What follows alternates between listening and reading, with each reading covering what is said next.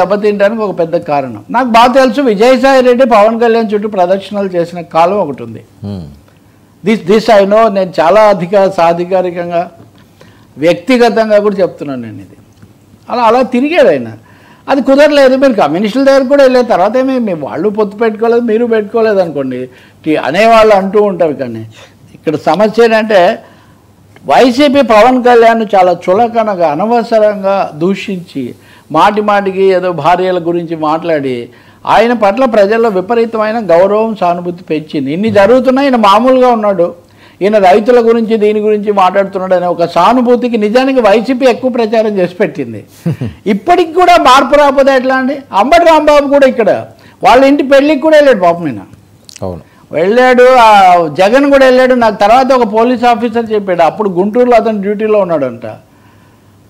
పవన్ కళ్యాణ్ జగన్ ఇద్దరు పెళ్ళికి వస్తున్నారు, ఏం చేయాలి, ఎలా ఉంటుంది అక్కడ తొక్కిసలాట లేకపోతే ఇంకొకటి రాజకీయంగా ఇది పెద్ద చర్చ.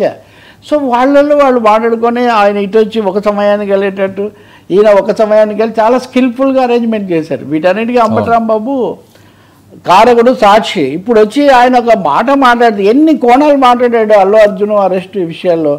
బహుశా అల్లు అర్జున్ విషయం మీద జరిగిన చర్చలో అతి కీలకమైన టర్నింగ్ పాయింట్ లాంటి వ్యాఖ్యలు చేసింది పవన్ కళ్యాణ్.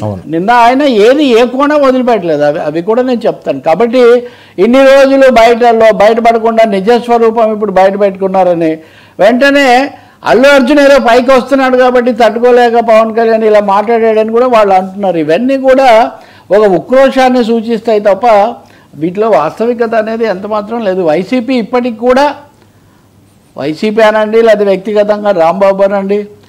ఇప్పుడు రాంబాబు గారు కూడా నాకు మంచి మిత్రుడు, చాలా కాలంగా ఎప్పటి నుంచో రాజశేఖర రెడ్డి ఉన్నప్పటి నుంచి చర్చలకు ఎక్కువ వచ్చేవాడు కదా. గుడివాడ అమర్నాథ్ లాంటి వాళ్ళు మేము అనవసరంగా నోట్ జారాము, తప్పు చేశాము, అలా కొంచెం దీనివల్ల దూరం అయ్యామని వాళ్ళు భావిస్తుంటే కనీసం ఆ మాత్రం వాస్తవికత లేకుండా ఇప్పుడు కూడా ఇలా మాట్లాడుతున్నారు. ఇవన్నీ కౌంటర్ ప్రోడక్ట్, బెడిసి కొట్టే వ్యవహారాలు తప్ప ఇంకోటి కాదు. నిన్న పవన్ కళ్యాణ్ మీరు మాట్లాడారు కదా, మనం ఈ టైంకు మాట్లాడాము. పవన్ కళ్యాణ్ 3 అంశాలు చాలా జాగ్రత్తగా మాట్లాడాడు ఆయన. ఒకటి, అరెస్ట్ విషయంలో బేషరతుగా సమర్థించాడు. చాలా పెద్దది ఇది. అల్లు అర్జున్ సమర్థించాడా లేదా